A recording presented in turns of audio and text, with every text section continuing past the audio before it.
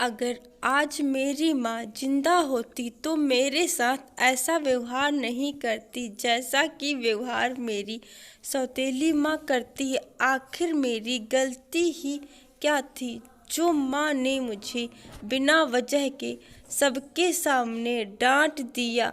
और अब और नहीं, अगर अगली बार माँ ने मुझे बिना वजह के सबके सामने डांटा तो मैं यह घर छोड़कर चली जाऊंगी, क्योंकि अब और बर्दाश्त नहीं होता। ऐसा अनु अपनी सौतेली माँ अवंतिका को कहती है। और अनु अभी महज 16 साल की है। अनु की माँ का देहांत तब हुआ था जब अनु 4 साल की थी।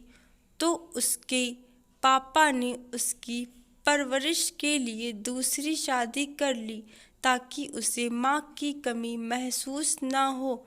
लेकिन उसकी सौतेली माँ का व्यवहार अनु के प्रति अच्छा नहीं था और उसका वास्तविक एक बेटा और बेटी थी। बेटे का नाम अनुज और बेटी का नाम रिया था। वह अपने दोनों बच्चों को बहुत मानती थी, सिर्फ अनु को सौतेली बेटी की तरह मानती थी। कोई भी काम होता था तो वह सबसे पहले अपने बच्चों के लिए करती थी और मेरा काम बाद में या फिर नौकरों से करने के लिए कह देती थी। तो मुझे इन सब बातों का बहुत बुरा लगता था। और एक दिन माँ घर पर नहीं थी, तभी रिया, जिसकी उम्र 10 साल है, उसने अलमारी से माँ की बहुत ही कीमती साड़ी निकाली और पहनकर देखने लगी।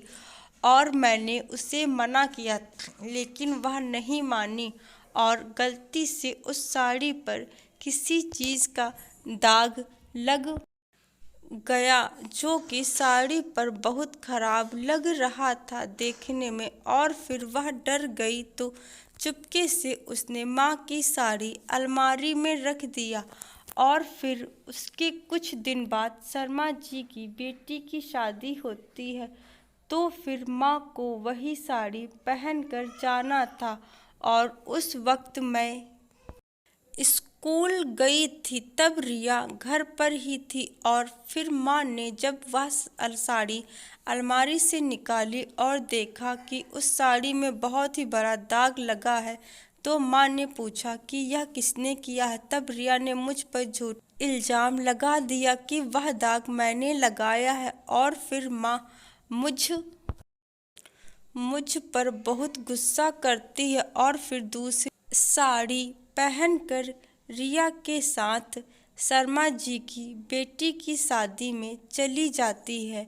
और फिर जब स्कूल से मैं वापस आती हूँ तो उसके बाद जब मैं शर्मा जी की बेटी की शादी में जाती हूँ तब माँ वहाँ पर मुझे सबके सामने डांटने लगती हैं और फिर मैं वहाँ से चुपचाप बिना खाना खाए वापस आ जाती हूँ। और तब मुझे माँ के ऊपर बहुत गुस्सा आती है और तब मैं कहती हूँ कि अगली बार माँ ने मेरे साथ ऐसा व्यवहार किया तब मैं यह घर छोड़कर चली जाऊँगी। और फिर जब माँ और रिया वापस आती हैं तब मुझे घर में नहीं देखकर थोड़ा परेशान हो जाती हैं, क्योंकि उस वक्त मैं घर के जो पीछे पार्क है उस पार्क में बैठी थी और यह बात ना रिया को पता थी ना माँ को।